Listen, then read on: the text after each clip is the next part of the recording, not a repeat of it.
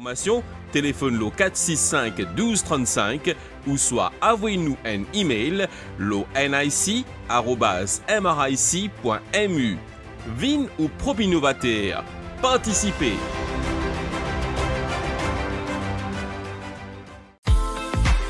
Toi, les métiers de l'hôtellerie. Ne manquez pas ce rendez-vous avec votre avenir. Les 10 et 11 octobre, dans les locaux de la MBC, 9 grands hôtels vous attendent pour vous présenter les différents métiers et les postes vacants dans leur établissement. Venez avec votre CV et saisissez les opportunités d'une carrière passionnante dans l'hospitalité. La MBC fait le pont entre vous et ses partenaires. Constance Hotel & Resort, Le Méridien, ER Hospitality, Attitude, 96 Hotel Collection, Sun Life, Beauvallon Hospitality, Beachcomber Resorts and Hotels et The Lux Collective.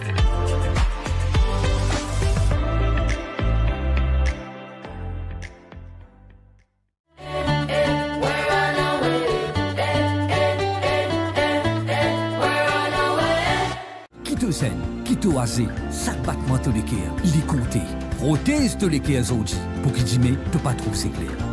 Et tout bon dealer Anchor Life, lui permet de prendre soin de tous les care et il est approuvé par Heart Foundation Mauritius. Veuillez consulter votre professionnel de santé si besoin est.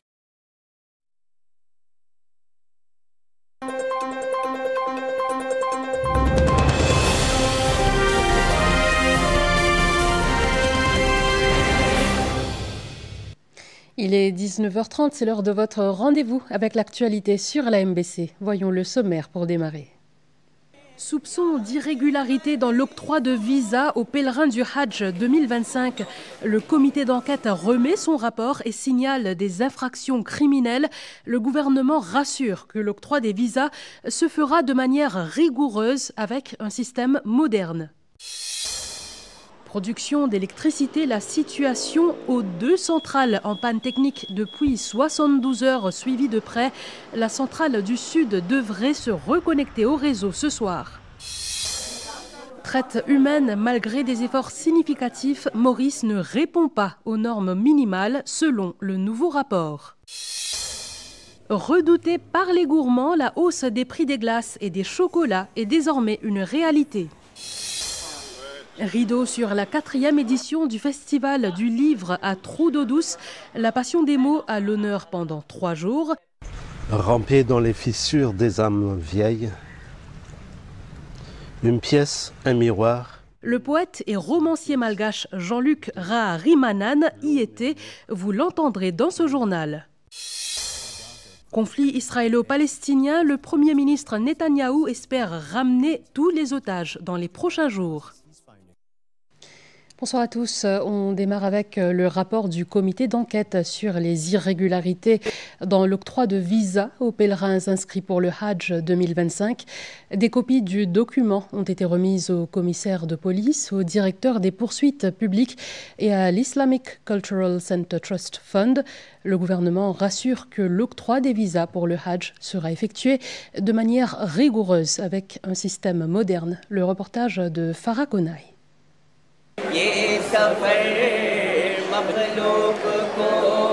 Chaque année, ils sont près de 1500 musulmans à Maurice à pouvoir accomplir le Hajj en Arabie Saoudite. Cet événement spirituel, qui est un des 5 piliers de l'islam, nécessite une organisation rigoureuse pour permettre le bon déroulement du pèlerinage. Toutefois, l'organisation du Hajj 2025 a été entachée de soupçons d'irrégularité dans l'octroi des visas, d'où la mise sur pied d'un comité d'enquête. Le comité vient de soumettre son rapport. Le Conseil des ministres, réuni vendredi dernier, a pris note du contenu du document. Le comité d'enquête ayant constaté que des infractions criminelles ont été commises, des copies du rapport ont été transmises au commissaire de police et au directeur des poursuites publiques. L'Islamic Cultural Center Trust Fund est aussi en possession du document. Hier, mon une réunion spéciale du board. Mon make sure que tout mon membre ait une copie. Je peux étudier li et tout de suite mon prend conseil avec nos conseillers légaux du board. C'est nous pour référer le rapport avec la requête pour advise nous quant à la marche à suivre par rapport à toute une procédure qui nous a enclenchée, si besoin prendre une mesure disciplinaire. Du côté du gouvernement, on rassure que les procédures pour l'octroi des visas seront désormais effectuées de manière rigoureuse avec un système moderne. Nous finissons remarquer que, premièrement, à la SEC, il n'y a que 5 staffs. Dans ces 5 staffs-là, que 3 staffs qui organisent le Hajj. Pour qui, 1500 dimoun minimum à faire Hajj tous les années. C'est inacceptable. Finalement, certains complaintes qui, certains dimoun, fin al Hajj quand je parti bizarre aller. C'est-à-dire parti de tour. Ou il y a certains dimoun fin faire une fausse déclaration, fin dire que jamais je pas fin al Hajj quand au fait je fin déjà aller. Il n'y a aucun système, comment on dit, IT qui simplement view, on comprend que mon dire viewing, et qui personne pas capable de tamper with it. Et nous mettons en place le online registration system qui fait, parce qu'il nous fait une manière qui n'a aucune possibilité de fausser les noms. Nous ne passons pas un processus de refaire l'analyse de chaque dimoun, chaque nom, avec le online registration system, pour qui nous end up à la fin de ce mois-ci d'octobre avec une nouvelle liste, mais que la justice primée. L'objectif de ce rapport est de promouvoir plus de transparence dans le système d'allocation des visas pour le pèlerinage du Hajj. Cela afin que chaque compatriote de foi musulmane souhaitant accomplir le 5e pilier de l'islam reçoive un traitement juste et équitable. Ce dimanche, l'association Mangal Mahadev Shakti Swarupa a organisé une cérémonie religieuse au Ganga Talao, des prières qui sont venues clôturer la période de Durga Puja. Le couple premier ministériel y a également pris part. Sylvana Parimaman.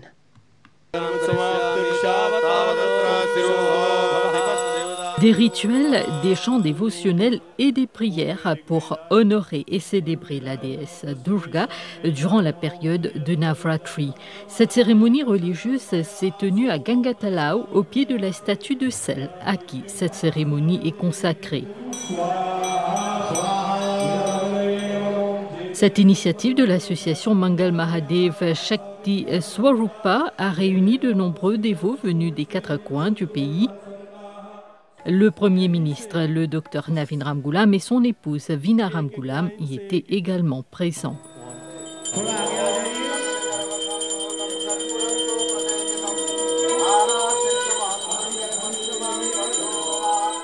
La fête de Durga Puja est l'une des plus importantes célébrations du calendrier hindou. Des prières et des méditations sont adressées aux 9 formes de la déesse. La fête Durga Puja signifie 9 nuits de prière. Pendant cette période, les dévots sont appelés à se purifier et la 10e nuit représente la victoire de la déesse sur le mal. À travers cette cérémonie de prière, les organisateurs ont voulu réunir les dévots dans un élan de spiritualité et de dévotion pour rechercher une bénédiction divine de paix, de prospérité et de protection.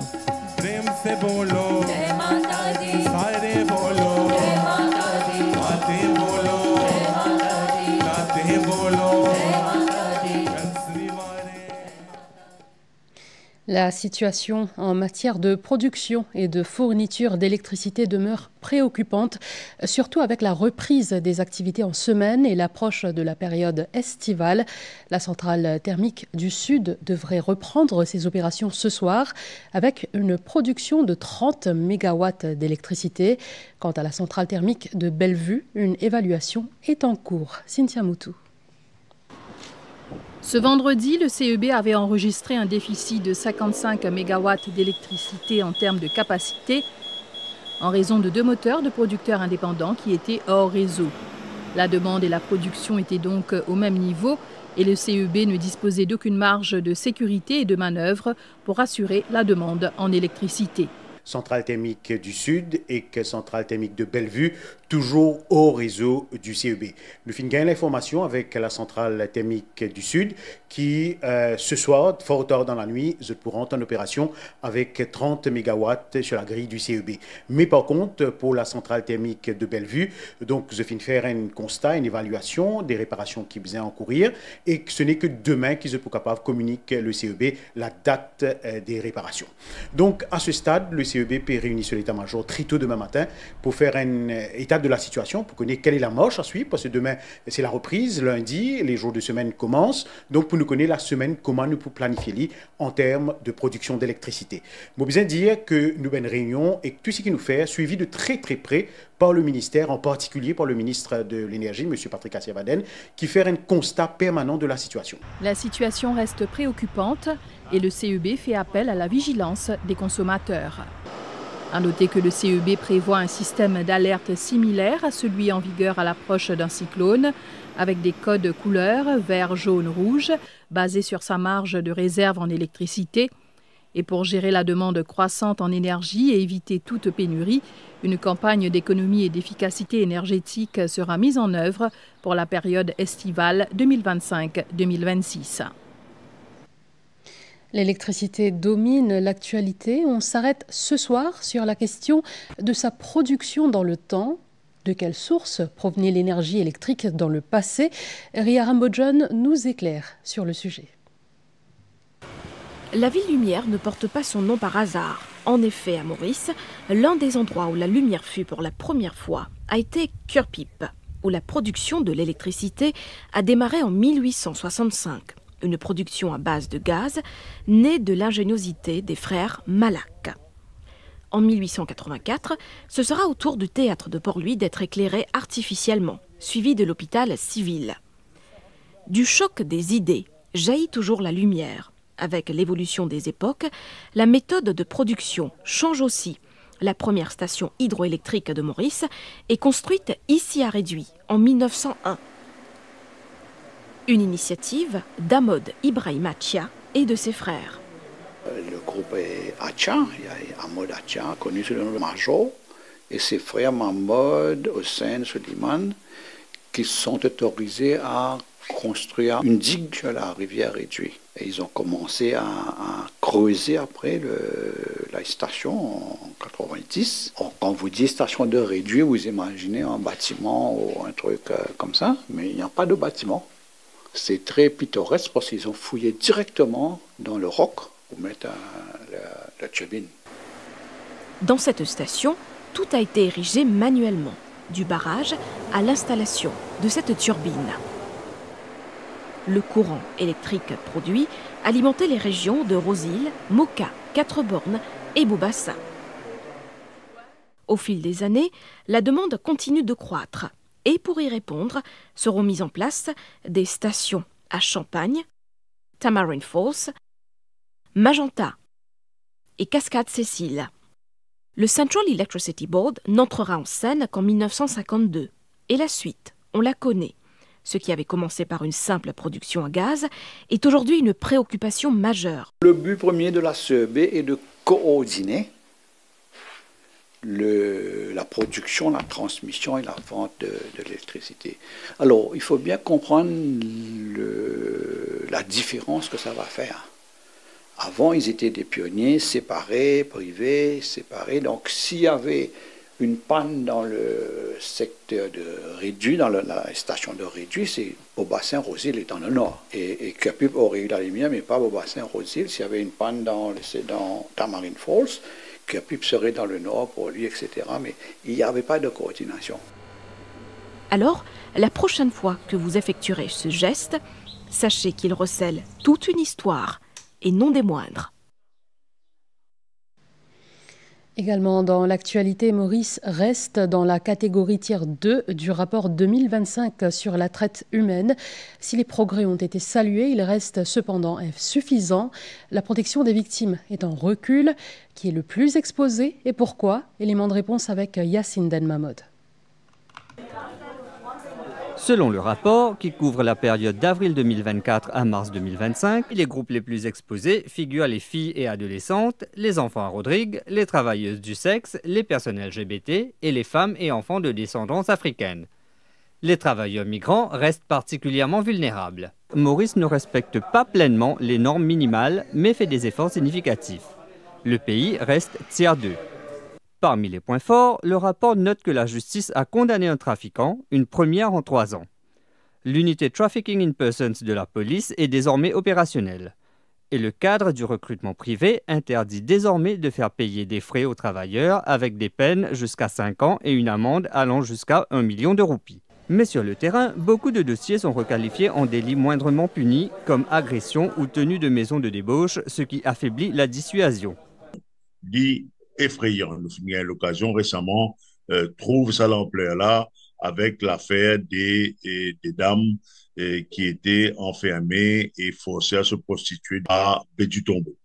Hors de Port-Louis, les équipes manquent encore de techniques d'enquête solides et la lenteur judiciaire décourage les victimes. Côté protection, le rapport parle d'un recul. Liberté de mouvement restreinte en foyer, menaces d'expulsion et d'arrestation sur les victimes étrangères pour témoigner et aucun permis de travail spécial délivré pour assister au procès. Le foyer pour hommes n'est toujours pas opérationnel. Il y a plusieurs institutions qui liées avec ce phénomène-là qui relèvent du crime organisé non seulement à Maurice, mais à l'extérieur de Maurice. Et c'est là que c'est compliqué au niveau de l'enquête qui vise à faire l'ampleur des réseaux effrayants. Sur la période, les autorités ont identifié 16 victimes contre 18 l'année précédente et 4 en 2023. Les enquêtes baissent, 8 en 2025 contre 13 l'an dernier. Petit point important qui est dans la loi, qui instaure un centre de coordination sous forme d'une agence nationale pour la lutte contre le trafic humain, qui, pas pour faire appel seulement à la bonne volonté, mais à un lien institutionnel pour assurer la coordination de tous les bons efforts qu'il y a. Pour rappel, en 2023, Maurice figurait dans la catégorie Tier 2 Watchlist, où figurent les pays sous surveillance rapprochée à cause du nombre de victimes très élevé ou en hausse et pas de preuve d'efforts croissants. Depuis l'année dernière, le pays est passé en Tier 2 grâce aux efforts significatifs. Dans la région, de nouvelles manifestations ont eu lieu dans plusieurs villes du Maroc hier. Cela pour le 8e jour consécutif. L'appel du collectif Gen Z 212 de meilleurs services publics, de santé et d'éducation. Le point avec Claudette Geoffroy-Gadevadou. De Casablanca à Rabat et dans 12 autres villes, la jeunesse marocaine se mobilise depuis le 27 septembre pour réclamer une réforme de l'éducation et de la santé. Le collectif Gen Z 212, récemment créé, exige aussi la fin de la corruption dans le pays.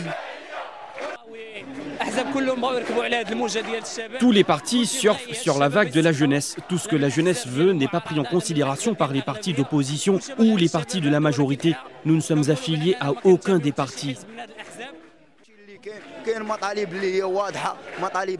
Nous avons des revendications claires, justes et légitimes. Nous ne demandons rien d'extraordinaire. Nous exigeons la santé, l'éducation et l'emploi. Il faut trouver des solutions. Certains étudiants détiennent des masters, des doctorats et des licences et ils ne trouvent pas de stage. Il faut changer tout ça. Si la plupart des manifestations se sont déroulées dans le calme, mardi et mercredi, des heurts avec les forces de l'ordre ont fait au moins 3 morts et 400 blessés. Pour éviter de tels affrontements, le collectif a alors appelé à se réunir pour des sit-ins et non pas des marches et à limiter l'heure des rassemblements entre 17h et 20h. Les jeunes se mobilisent aussi loin des principales attractions touristiques pour ne pas affecter les activités économiques. Après une semaine de mobilisation, le gouvernement a réagi et s'est dit prêt à dialoguer avec eux. Conflit israélo-palestinien. Hier, le Premier ministre israélien a indiqué qu'il espérait un retour des otages, toujours détenus à Gaza dans les prochains jours. Israël précise qu'il y aurait 50 otages, dont 25 sont décédés. Des négociations sont en cours.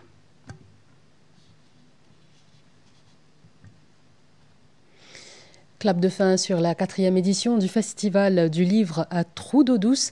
L'événement a permis de découvrir des auteurs et surtout de partager l'amour de la lecture. Le rendez-vous est déjà pris pour l'an prochain avec une thématique qu'on vous invite à découvrir avec Kendi Mangra.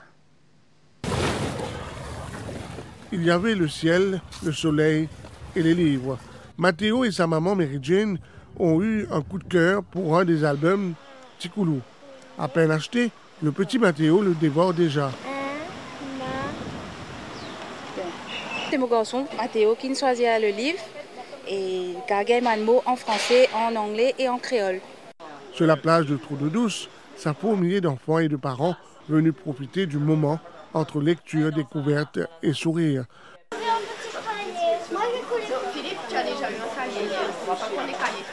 Le festival a aussi permis de mettre en lumière les auteurs du terroir. Nitish Moniboren en fait partie. Ses livres, L'archipel en moi et Face au tableau noir, n'ont laissé personne indifférent. Nitish est un auteur qui signe là son 3e récit. Le premier, c'était Face au tableau noir, qui a suivi Kaya est mort. Et c'est vraiment un livre à découvrir. C'est vraiment une autobiographie où il parle aussi de sa quête personnelle par rapport à sa religion, à son identité. Et pour mieux comprendre le combat autour des Chagos, Olivier Bancoul était également présent pour présenter son autobiographie. Basé sur ma vie et mon implication dans la Ligue Sagouchen, faire que le public connaît un peu plus de la Ligue Sagouchen. Chaque fois que nous parlons de la Ligue Sagouchen, il est important qu'on connaisse à travers l'écriture qui va nous faire, qui va nous étape nous traverser. Pour les passionnés de livres, c'était un vrai régal littéraire. L'intérêt de ce festival Trou-de-Douce là, qui il commence bien rodé, c'est qu'il quand venir des enfants, n'importe qui âge, vous pourrez ici tout ça qu'ils enfants là content dans le livre. Il y a une variété pour tous les goûts, tous les âges, toutes les envies de lire.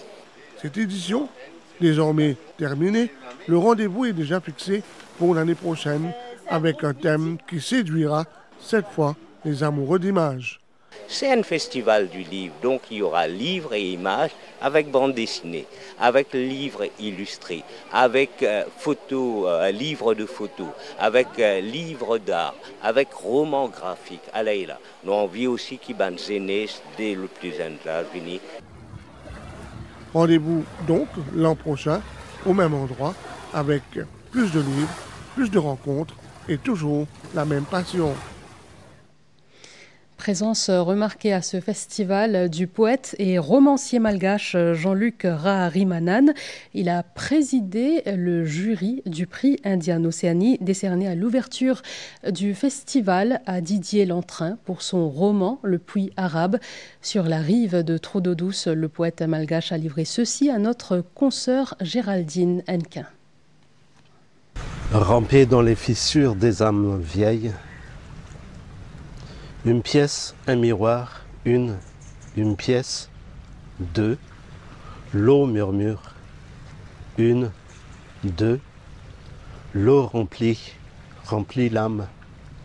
L'eau jamais ne se perd. Ramper dans les fissures des âmes vieilles.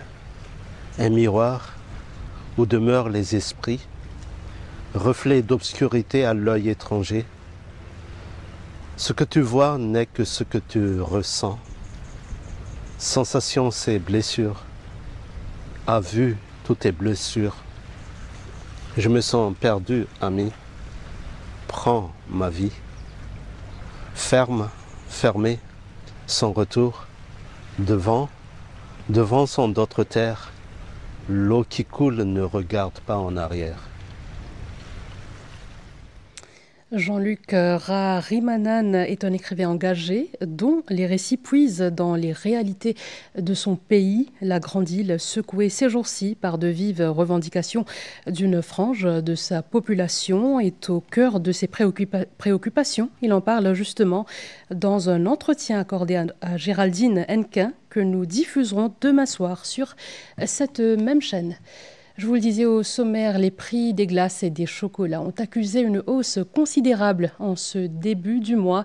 Cela découle d'une mesure budgétaire qui s'inscrit dans une stratégie nationale pour réduire la consommation de sucre. Madhvija Garnat. Dans ce supermarché dans le centre du pays, le rayon de chocolat et de glace n'attire pas grand monde. Le droit d'accise vient d'être étendu à ces douceurs à partir du 1er octobre. Les prix des chocolats et des glaces varient de manière significative, dépendant de la marque et du poids des produits. Une bonne mesure, oui. Je peux consommer moins. Même les enfants, les grands autres comptent manger. Les grands garçons comptent manger, oui. Les enfants. Les plus grands, au contraire. Comptent manger. Chocolat, ice cream, tout ça. Oui. Et avec sa nouvelle mesure là, je peux diminuer. Diminuer un petit peu, oui. Le chocolat peut une montée, un côté est bon pour la santé aussi, parce que tout beaucoup de gens peuvent malade la cause qu'on appelle du possible là. Ils vont dire peut-être un peu éviter plutôt. Malgré cette hausse, certains consommateurs ne comptent pas changer leurs habitudes. Vous faites diminuer aux consommations? Non, pareil. Tous les jours, c'est la glace à cave, mais je suis content de manger, mais monter, pas monter. Bizarre. Moi, on connaît pas faire ça pour la santé. Supposément pour la santé, mais c'est bien, mais c'est mal, trop cher. Tout le monde compte dans la glace. En tout cas, que tout. Moi, la révision à la hausse de la taxe sur les produits contenant du sucre a doublé, passant de 6 à 12 sous par gramme de sucre. Cette mesure budgétaire fait partie d'une stratégie nationale de santé publique visant à décourager la consommation de sucre excessive qui est un facteur de risque pour de nombreuses maladies. Un projet où l'art devient une thérapie, où des parcours marqués par la douleur se transforment en un message de solidarité et de courage. C'est le projet Résilience, imaginé par la boîte créative et sociale The Womb Creations, une initiative portée par des femmes qui, après avoir traversé la violence domestique, prennent aujourd'hui la parole. Annabelle Volbert.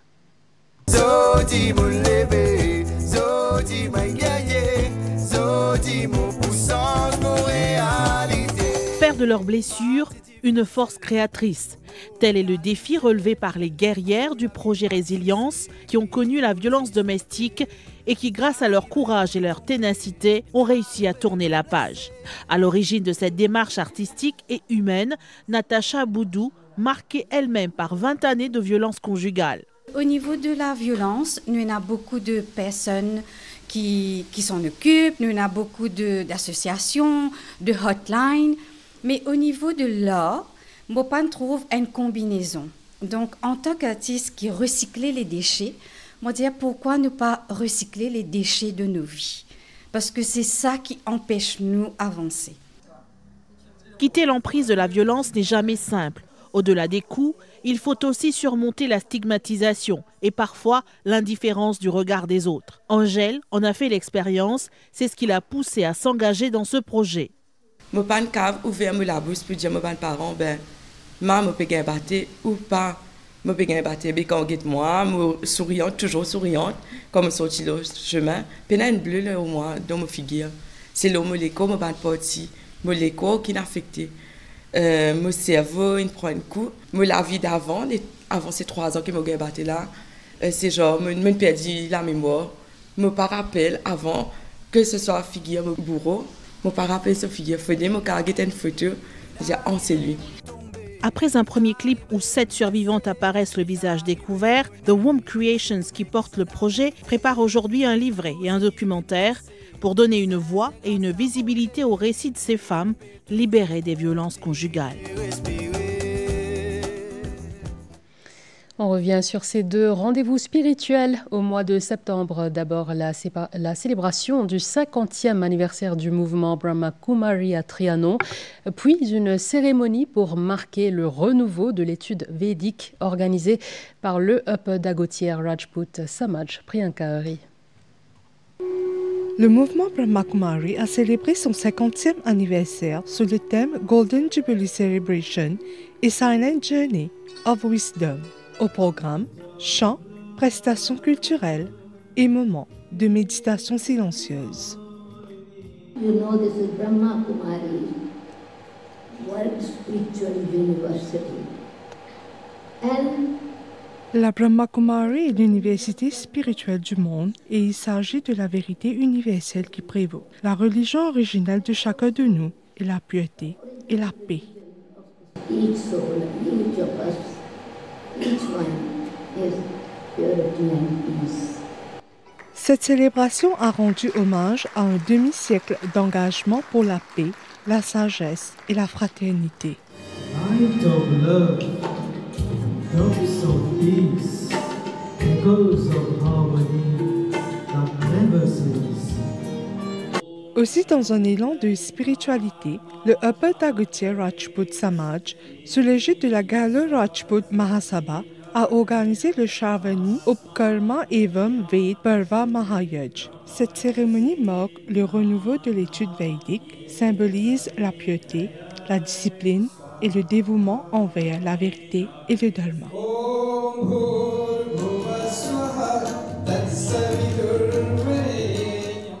Swami दयानंद और गुरु विजयानंद का जो मार्ग वो लोग चलित है. Nous suivons le chemin de Swami Dayanand et de Guru Vidyanand, car à travers ce chemin, l'avenir de notre famille et celui de notre pays ira vers la paix. Un moment de recueillement et de réengagement spirituel au-delà de simples rituels. De célébration, de chemin, mais un même message, nourrir la lumière intérieure pour construire une société plus consciente et harmonieuse. Oui, pour célébrer Saint François d'Assise, saint patron des animaux et la journée mondiale des animaux, une messe a été dite en l'église Notre-Dame de Lourdes à Rosilles hier. Lors de cette célébration, organisée en collaboration avec l'ONG Katilapat, les animaux, petits et grands, ont été bénis.